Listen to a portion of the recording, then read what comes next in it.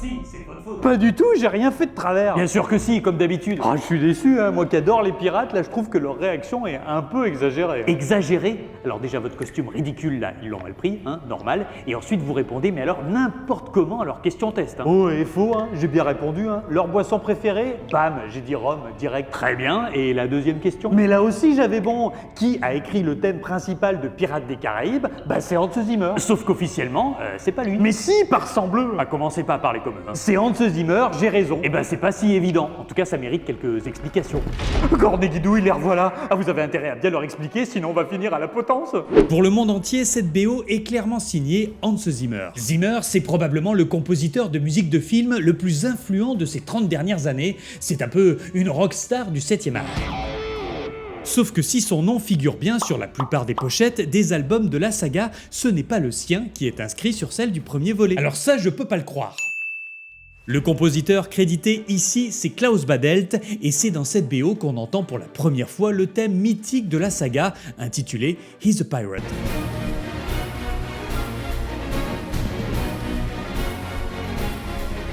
Alors là, on est paumé, qui l'a composé ce thème? Pour en avoir une idée, mettons tout d'abord le cap sur les origines de la BO. Hissez haut, capitaine, carguez les voiles, et à Hollywood, les films de pirates existent depuis toujours, et de magnifiques BO ont été composés par des maîtres, comme notamment Eric Wolfgang Korngold.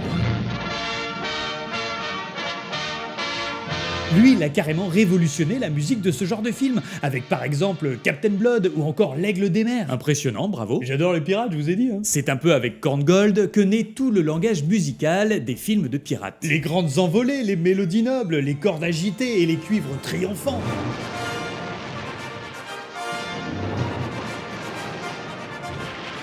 Dès lors, sa musique devient un peu la référence du genre, la BO de Pirates des Caraïbes se devait donc de prime abord de respecter ses codes. Et puis fallait-il pas aussi respecter l'autre musique, celle de l'attraction ? Le film s'inspire en effet du fameux Boat Ride des parcs Disney, accompagné d'un superbe thème musical que l'on doit au génial George Bruns.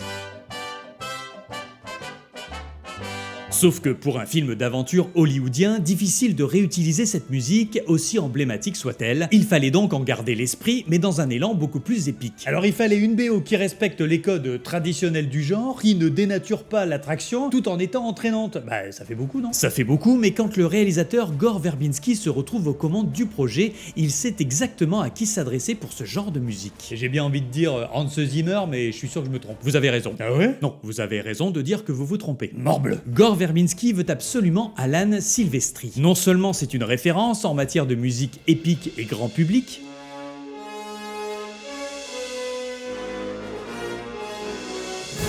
mais en plus, Verbinski et lui se connaissent très bien. D'accord, c'est du piston en gros quoi. De la confiance plutôt, ils ont déjà fait ensemble une comédie d'aventure familiale et puis aussi un film d'action romantique. Quand on y pense, c'est vrai que Silvestri a aussi fait la BO du Retour de la momie, pleine de mystère et d'héroïsme. Pour un film de pirate, ça pourrait coller, hein.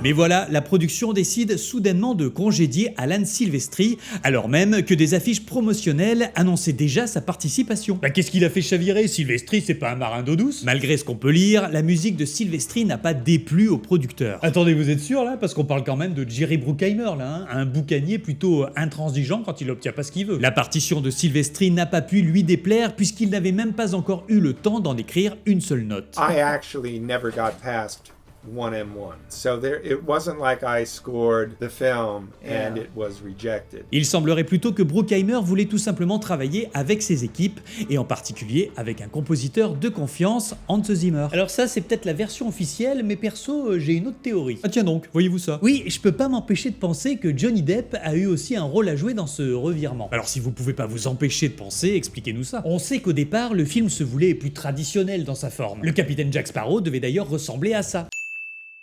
Mais les envies plus grunge et décalées de Johnny Depp pour son personnage, qui a voulu s'inspirer entre autres de Keith Richards et de Pépé le Putois, je suis un coquin. Et bah tout ça a forcément changé le ton du film. Sa gestuelle, ses mimiques burlesques ont forcément donné un tempo particulier à tout le film. Ah oui, ça se tient. Et séduit par cette approche originale, Bruckheimer aurait alors changé de stratégie et voulu quelque chose de plus rock jusque dans la BO. J'ai pas de preuves, hein, mais l'orchestre symphonique proposé par Silvestri lui est sans doute apparu un peu trop classique, contrairement à l'approche électronique de Zimmer. Sans compter qu'après avoir déjà signé pour lui quelques BO percutantes, Bruckheimer savait que son ami Zimmer répondrait pleinement à ses attentes. Oui, enfin son ami Zimmer, il l'embauche seulement 15 jours avant que le film soit bouclé. Tu parles d'un cadeau empoisonné. Là encore, ce n'est pas totalement vrai si l'on en croit Alan Silvestri. I don't know kind of what went on after I was gone, but I'm gonna bet it wasn't 2 weeks. Enfin, qu'importe le timing précis, les délais restaient de toute façon assez restreints pour composer une BO entière. Rappelons juste qu'en 1974, Jerry Goldsmith a signé la musique de Chinatown en seulement 10 jours. Quoi qu'il en soit, le plus gros problème ici n'est pas tant le temps imparti,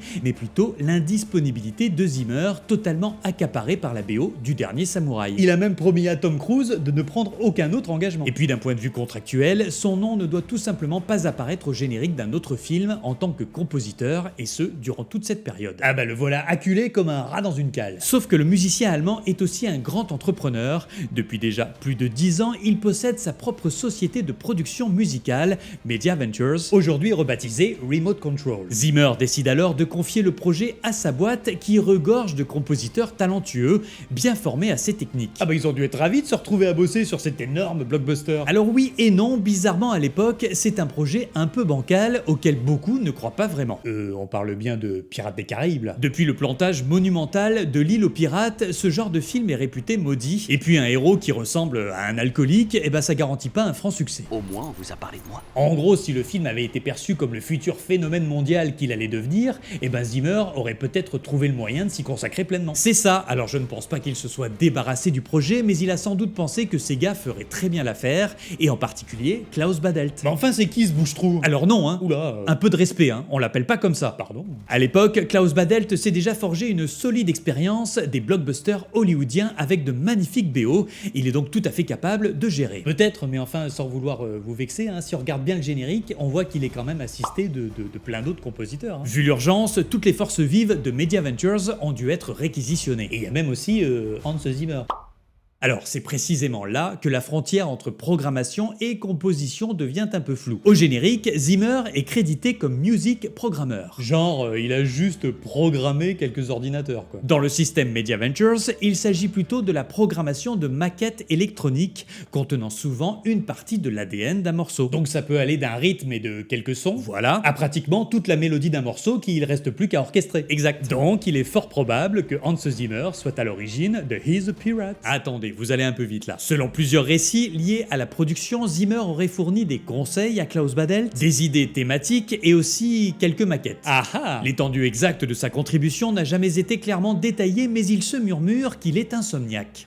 Et alors? Eh bien, imaginez la scène. Il est 2h du matin. Zimmer a bossé toute la journée sur la BO du Dernier Samouraï. Il sait pertinemment qu'il n'a pas le droit de composer pour Pirates des Caraïbes. Et pourtant, comme ça, l'air de rien, il retravaille une petite mélodie qu'il avait composée à la base pour la BO de Drop Zone. D'accord. Cette maquette retravaillée aurait été soumise à Klaus Badelt. D'accord. Et appuyée par son équipe d'arrangeurs et d'orchestrateurs, Badelt aurait accouché d'une synthèse parfaite entre l'aventure héroïque héritée de Korngold, la fantaisie de l'attraction Disney et une belle modernité électronique. Bah voilà, tout est dit, c'est donc bien Zimmer qui a composé le thème principal. Ça y ressemble, mais très honnêtement, il ne peut y avoir de réponse tranchée, car tout est ambigu et rien n'est officiel. D'accord, donc le titre qui a vraiment composé la BO, c'était juste pour faire du clic, quoi. Pas du tout, parce que moi aussi, j'ai une théorie, figurez-vous, qui pourrait bien faire pencher la balance. Tiens donc, une théorie, voyez-vous ça? D'abord, Hans Zimmer joue ce morceau lors de ses récents concerts à travers le monde.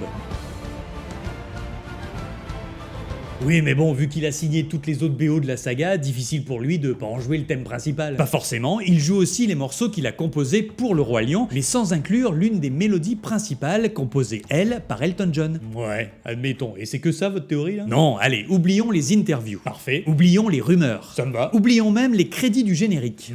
Écoutons simplement la musique, et pour ça, je vais me référer à une autre BO de Zimmer, celle de Gladiator. Ouh, ça sent la petite analyse musicale, j'adore. Prenons le morceau, intitulé The Battle et écoutons à partir de 9 minutes.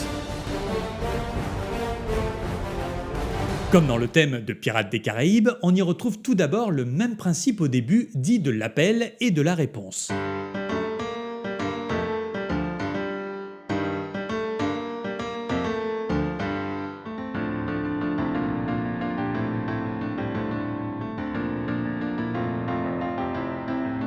La mélodie est différente, c'est vrai, mais on sent que le principe reste le même. Dans les deux cas, il y a une succession de 2 phrases musicales, la seconde étant comme une réponse à la première.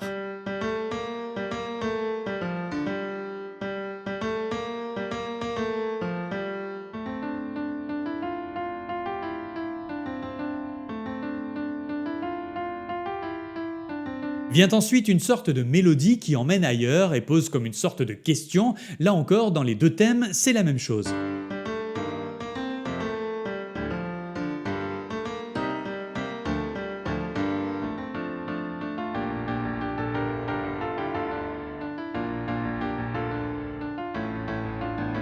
Quant au final des 2 morceaux, je vous laisse comparer.